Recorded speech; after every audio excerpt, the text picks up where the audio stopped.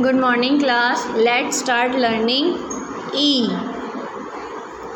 How to write E. E से क्या होता है? ईक. देखिए जिस तरीके से हमने छोटी ई बनाना सीखा था बिल्कुल उसी तरीके से इसको ऐसे घुमाया और फिर ऊपर स्लीपिंग लाइन बनाई और फिर ई की मात्रा.